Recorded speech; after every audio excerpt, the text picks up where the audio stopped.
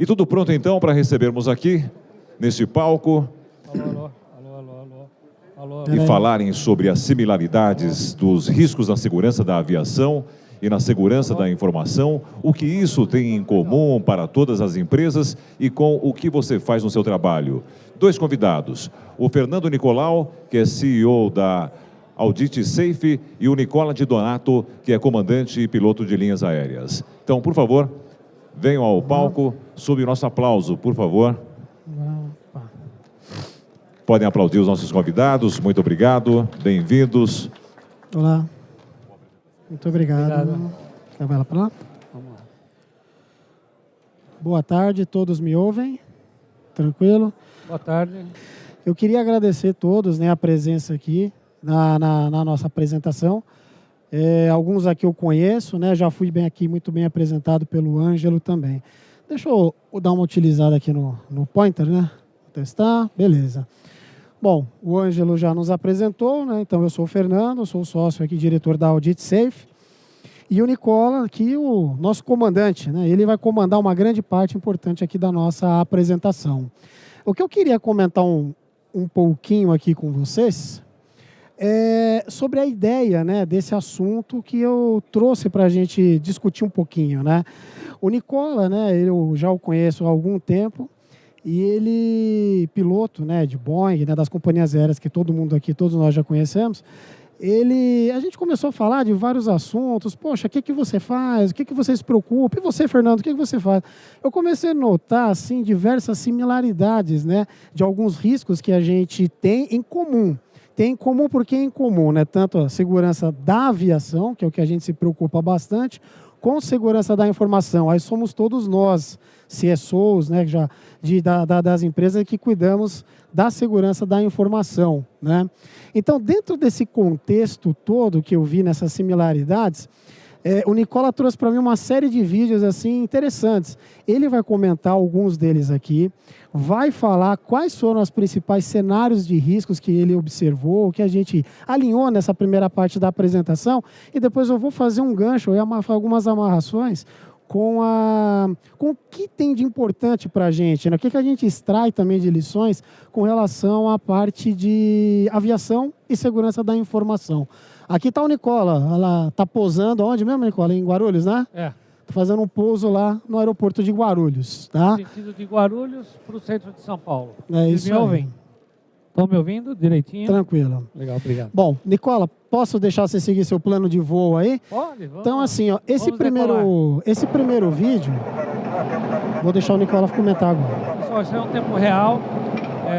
Eu estava voando de Foz do Iguaçu para Congonhas, onde o tempo em Foz do Iguaçu estava ótimo e Congonhas também. Porém, nós temos um plano de voo autorizado e nessa condição, chegando em São Paulo, eu deixei o primeiro oficial fazer a etapa. Então, existe essa troca de etapa entre pilotos.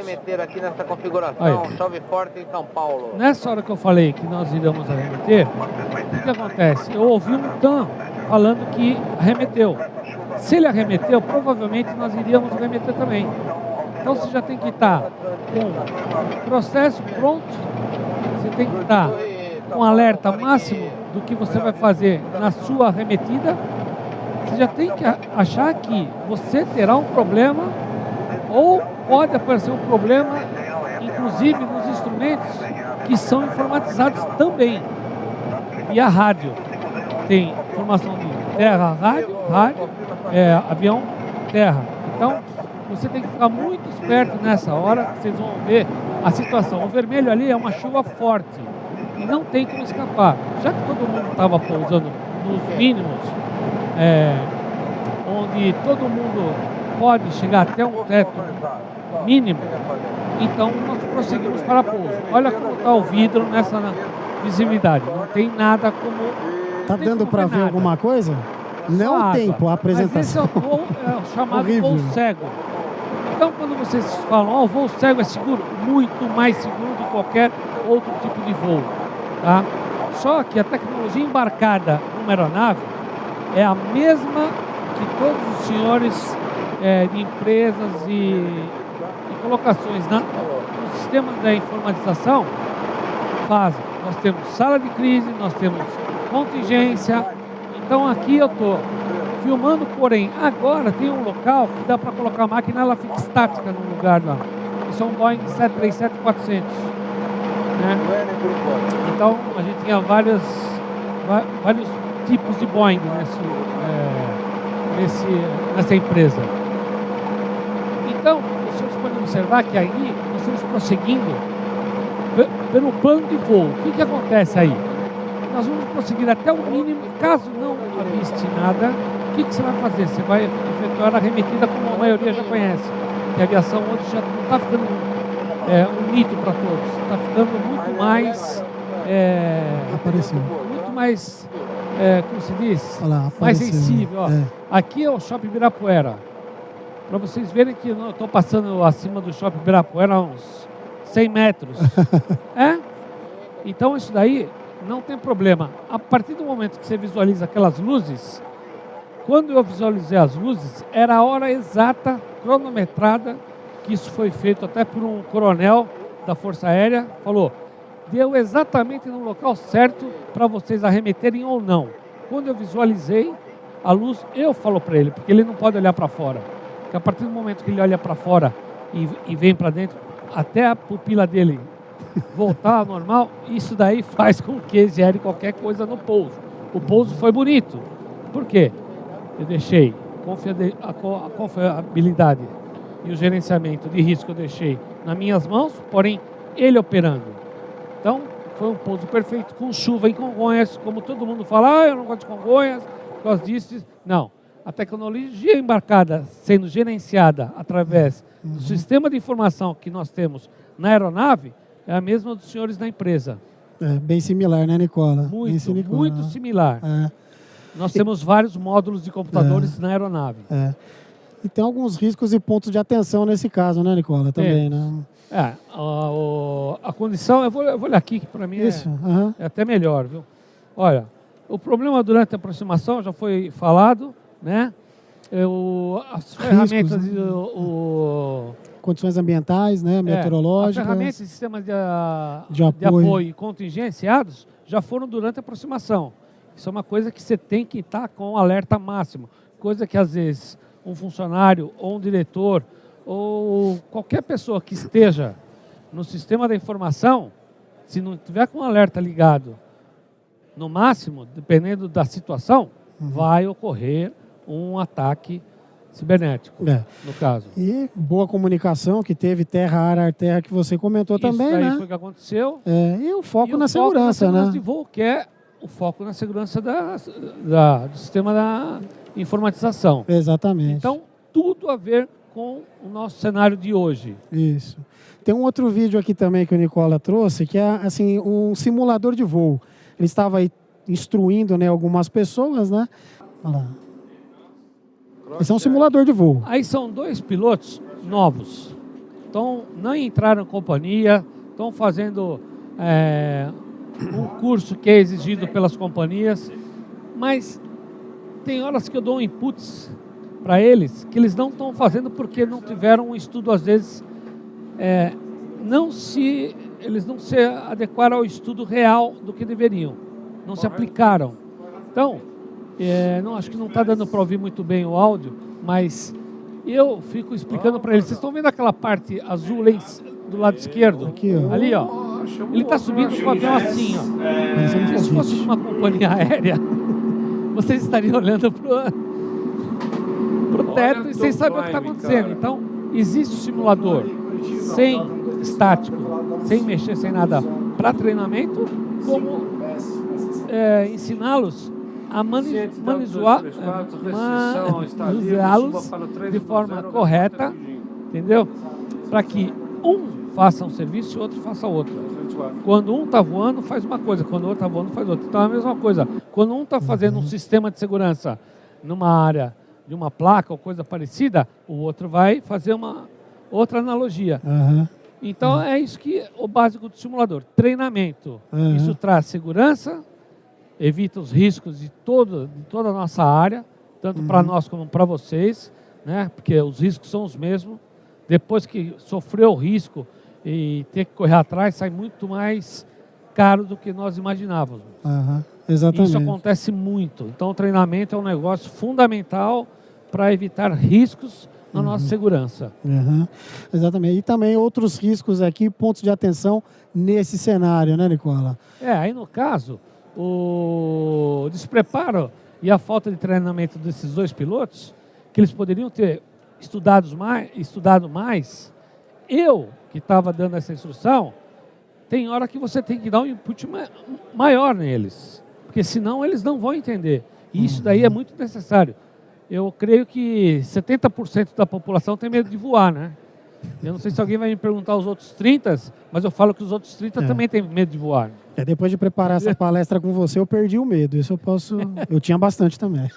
Não, mas não precisa ter medo, é muito seguro, verdade. 35 anos de voo. Então eu acho que eu posso falar alguma coisinha com relação à segurança, mas que é totalmente ligada ao que o Fernando a gente faz. Aqui não é o vídeo, né, Nicola? É mais uma ilustração desse famoso dispositivo aqui, né, Nicola? Aqui nós temos um dispositivo chamado TCAS. No caso, ali vocês estão vendo que é o Traffic Collision Avoidance System. Nós temos 4 níveis de alertas. O que é aquilo lá? Vocês lembram do caso do Legacy que bateu no Gol? Esse equipamento está totalmente ligado no transponder. Se você desligar o transponder, você desliga o TCAS. Então, o que acontece? Nós estamos recebendo uma informação, seja ela via satélite ou não, do transponder, porque o transponder é diretamente ligado ao controle ou ao centro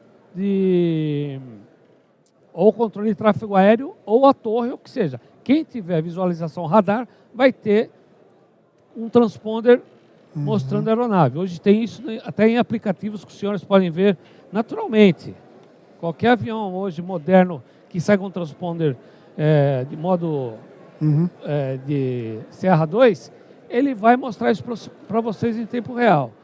O que aconteceu? Desligou o transponder, perdeu isso. Mas se eu tiver isso daqui na aeronave e desligar meu transponder, eu consigo evitar uma colisão com uma aeronave.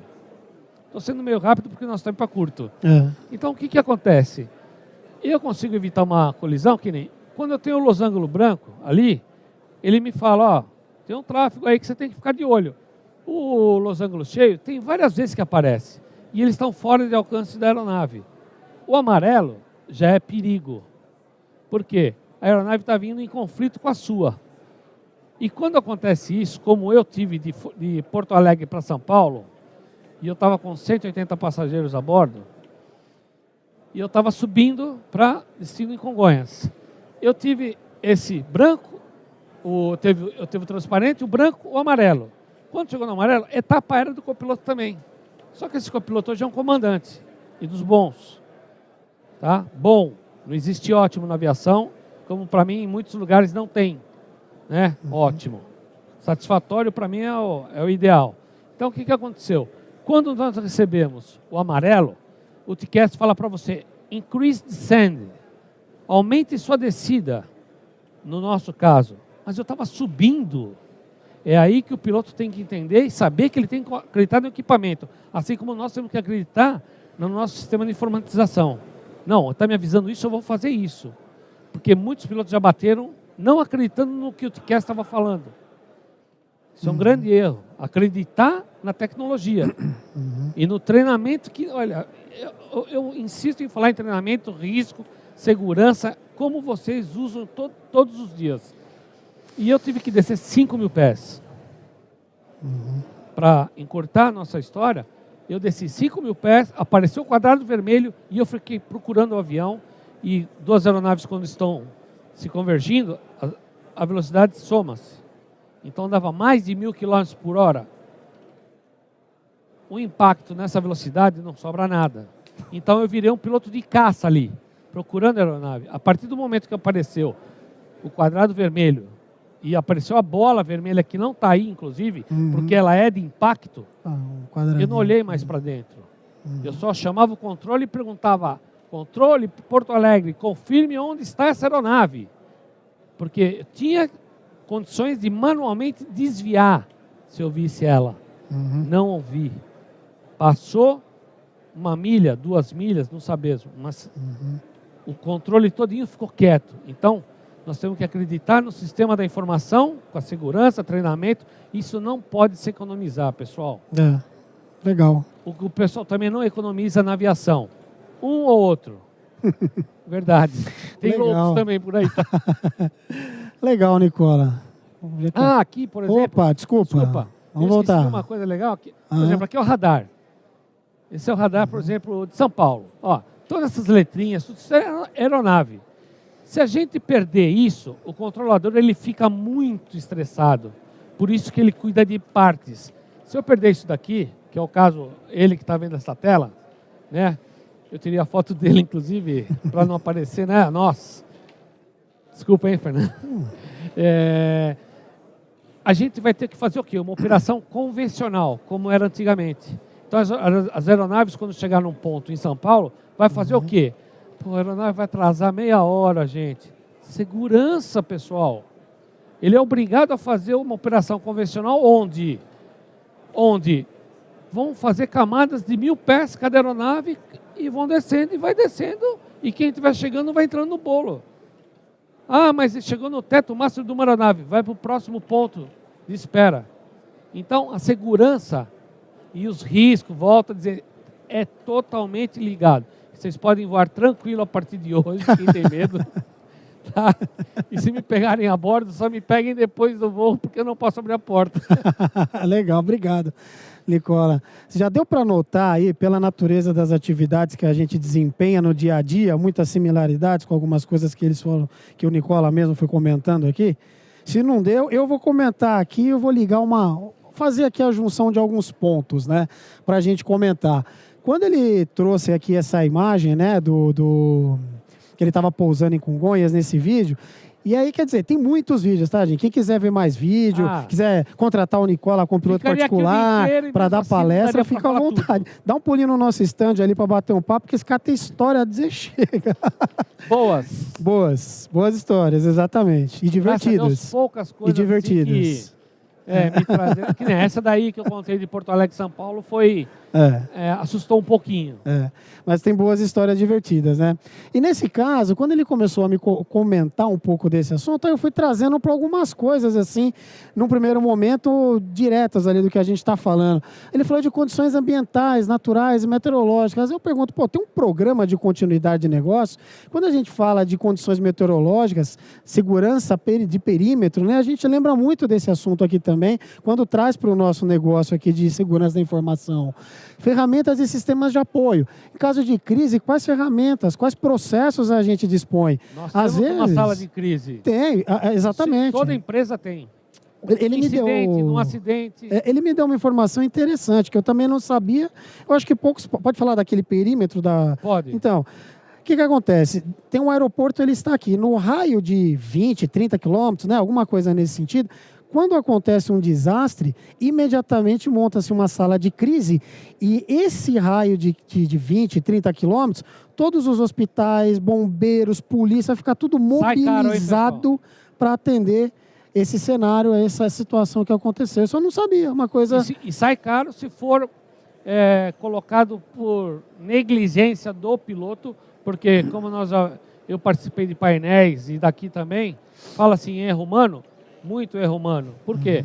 Quer economizar no treinamento? Quer economizar em algum acessório de segurança? Pode pagar mais caro por isso. Exatamente. Quer dizer, eu vi isso, boa comunicação, ou seja, o treinamento. Todo mundo sabe o que tem que fazer, porque na hora do desespero, ou você está treinado para seguir aquilo sem pensar muito, ou vai dar zica. Desculpa a expressão. Vai dar problema, vai todo mundo ficar perdido. Não, faz isso daqui primeiro. Ele comentou lá no caso do TICAS, você recebe esse treinamento. Qual é o treinamento? Segue o aparelho, ponto. E tem muitos acidentes que ocorrem, por quê? Porque o cara não segue. Ele, não, eu acho que eu tenho que ir para cá. Já aconteceu isso, hein? Falhou no processo. Não acreditar e querer fazer uma curva para a direita e acertar o avião. Porque o TICAS só sobe e desce. E outra coisa aqui também que me chamou muita atenção quando ele falou de segurança de voo, a caso aqui de preservação da vida.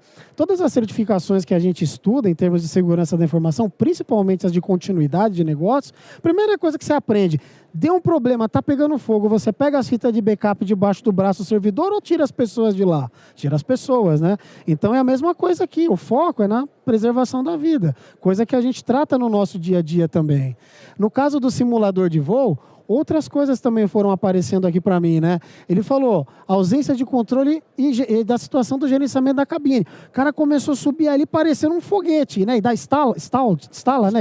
Stall. Ele perde a sustentação e cai. Né? Se ele estiver muito alto, vocês só vão sentir uma roda, tipo uma como se diz? Uma queda brusca e vão sentir um frio na barriga. Porém, se ele estiver baixo, ele vai para o chão. Então, como ele está começando, ele tem que ter esse tipo de treinamento. Existe isso. Antes de um piloto chegar no avião de verdade, pessoal, tem muito treinamento, tá? Só que às vezes eles economizam mesmo. Eu posso falar. E ele sabe disso, que vocês também podem falar, né? Que tem economia nisso daí. Tem. Querem ver lucros. Quer dizer, cuidado com isso só. O que eu notei muito aqui, ó, tá vendo? Não seguiram os processos, os procedimentos norma. Todo mundo segue procedimento norma, né? Usuário, principalmente, né? A gente sabe como é o nosso dia a dia, fácil, né? Falta de atenção e foco, né? Quando ele comentou, é ausência da experiência e treino para gerenciar uma situação de crise. Ó, subiu, ó, apitou, o que você faz, não sei o que, tá lá. Então, tem coisas ali que não foram seguidas no processo. E o copiloto, preparado. No mesmo nível dele, não falou nada para ele. Falou, olha teu climb, olha a tua atitude. Eu não quero falar muito tecnicamente para deixá-los bem informados.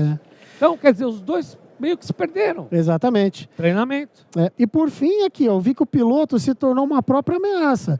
Eu também já vi que pessoas, não digo nem o profissional de segurança, que também pode, mas tem um amigo meu que fala, olha, acho que a pior ameaça não é o próprio fraudador, é o usuário mal intencionado, às vezes é o usuário sem noção. O cara que é bonzinho, quer ajudar, tá fazendo, é negligência, o cara não sabe se está atuando de uma forma errada também. Tá aqui, ele mesmo vai virar uma grande ameaça para o voo ou para a nossa atividade, né? Quando ele trouxe aqui também a questão do TCAS, puxa, eu bati o olho nisso daqui, eu falei, nossa, meu dashboard de risco de segurança da informação, quem não tem isso? Né, em SOC, que você vê muito, até eu vou colocar umas fotos lá, né? Aí eu costumo falar assim, o gato subiu no telhado, ele viu um passarinho, vai dar o bote, caiu, morreu, desculpa, né? Até então, aí você não tem certeza se você vai ou não, porque o ataque foi feito. Agora, qual a distância do ataque? É o caso do que eu não vi o avião. Ele pode ter passado 300 pés acima, por onde eu não estava olhando na hora H, porque 1.500 por hora, que seja 700 km por hora de cada aeronave, vamos supor nisso, eu subindo e ele descendo.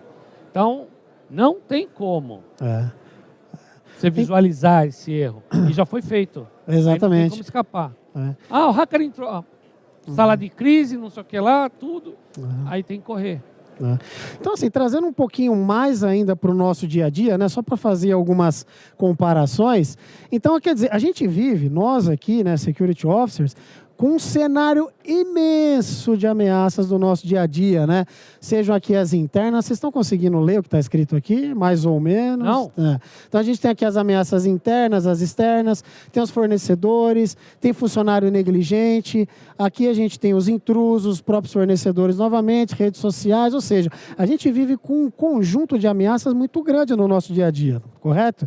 E para isso daí, essas ameaças podem se materializar. Vamos supor que ela se torne uma violação. Então, seguindo aqui, que vocês acompanhando essa linha do tempo, quanto à relação aos impactos e prejuízos. Poxa, eu tive uma violação. Eu vou ter gastos para notificar e para fazer a monitoração.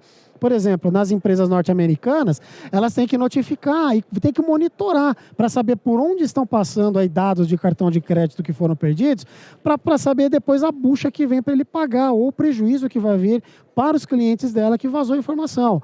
Tem custo para restaurar dados? Tem. Vamos pensar no caso do ransomware aí também, não tem? Às vezes, quem é muito bem organizado consegue recuperar os dados sem precisar pagar um resgate, né? Você tem aqui também custos, né, com a sua imagem aqui, que é muito importante esse caso. Você para de ganhar dinheiro, lucros cessantes, você tem custos decorrentes de uma investigação, ou seja, custos internos, né? Bom, vamos pegar o funcionário que também pode ter roubado uma informação, são os funcionários, né? Ou um terceiro que está lá dentro. Você tem aqui despesas para diminuir seu prejuízo através de uma reclamação de um terceiro. Aí chega aqui, o que acontece? Você tem efetivamente a reclamação.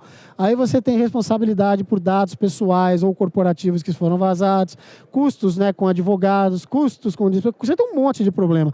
Quando a gente fala aqui, por exemplo, no caso da extorsão, né, que eu pulei para cá, esse caso se caracteriza muito bem pelo ransomware. O cara vai lá, teve uma violação, travou, roubou seus dados, agora eu vou te extorquir, vou te cobrar o dinheiro do resgate para poder liberar seus dados, né? Então, isso daqui são os impactos que acabam vindo de todas aquelas ameaças, né, um conjunto de ameaças que a gente tem lá. E para concluir, eu montei esse Lego aqui só para tentar exemplificar o todo que nós aqui temos que nos preocupar todo dia. A gente tem aqui base, confidencialidade, disponibilidade e integridade das informações. Isso aqui é base para quem trabalha, não é? Com os assuntos que nós fazemos.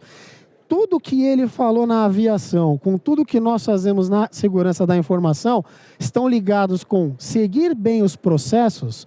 Você tem tecnologias aí fortes, ninguém faz segurança sem tecnologia, ninguém pilota avião sem ser tecnologia, nem acho que sem tecnologia, nem é planador, acho que você levanta sem tecnologia. Eles têm atualizações mensais, se não forem semanais. Exatamente. Tudo para segurança e para ver como é que está o sistema. Exatamente. Isso em terra e em voo. Exatamente. E ninguém faz nada... um complemento para isso. E ninguém faz nada aqui sem as pessoas, né? Ou seja, confidencialidade, integridade, disponibilidade, pessoas, processos, tecnologias. Você tem aqui criticidade, que você tem que avaliar vulnerabilidades, recursos, as ameaças, focando em quê? Isso daqui é a palavra-chave, acho que todo profissional de segurança ou de auditoria, né? Que pessoas que trabalham com gerenciamento de riscos corporativos. Tudo isso daqui chega nisso. Então, essa é a abordagem, um pouco que eu queria comentar com vocês e trazer rapidamente, né, em tempo recorde, quase 30 minutos. Tem muito mais coisa para falar, claro. A gente teve que dar uma condensada forte. É bem, né? bem Exato. amplo o assunto. Inclusive, a tecnologia embarcada hoje nos aviões é de extrema necessidade dos fabricantes precisarem de todos os senhores e senhoras. Verdade. Por quê? Eles compram o produto para embarcar e fazer através da tela toda a parte de computação que está onde? Na aeronave, debaixo dos bancos, à frente e tal. Não posso ficar falando esse tipo de coisa, mas é uma ideia. Entendeu? Porque só tem a tela na frente. Né? Hoje se usa até mouse em avião. Exatamente. Quer dizer, tem muita coisa para se preocupar, né? Mouse, não põe a mão no painel. Não teve o caso também, né, Nicola? Com 2 mouses. Não teve o caso também do... Foi televisionado isso daí, né? Não teve um rapaz ali que conseguiu, através ali de um acesso que ele fez ali num avião, deslocou um pouquinho a rota, né? Para falar, tá vendo? Eu sei, o cara tá preso. Mas nos Estados Unidos, sabe, né? Estados Unidos não tem desculpa. Fez ou invadir para mostrar que era inseguro e tal, não sei o quê. Não tem desculpa, vai para cadeia. O cara conseguiu fazer uma curva num jato de grande porte, só no laptop, invadindo o próprio avião. Gente, sistema da informação. E hoje você vê os pilotos aí, eu acho que eles não são mais nem tão pilotos, desculpa, é a minha opinião, tá? Os caras operam sistemas ali, né? Então é que nem você tá na sua casa, não é até, desculpa, mas é assim, como se fosse um jogo de videogame. Hoje, praticamente, ele gerencia riscos, que é o que está ligado a nós, que a primeira coisa que no penúltimo desenho, o risco é a parte onde que se começa a desenvolver tudo, treinamento, curso, não foi bem ali, repete para fazer se o piloto está meio... A gente faz a decolagem e o pouso. E o gerenciamento de tudo. Caso pare um motor, essas coisas todas. Parou um tráfego não sei aonde, no caso de vocês da informática, porque nós também temos tráfego. Parou a tela do tráfego tal, da zona do controlador X, não tem como passar para o Y.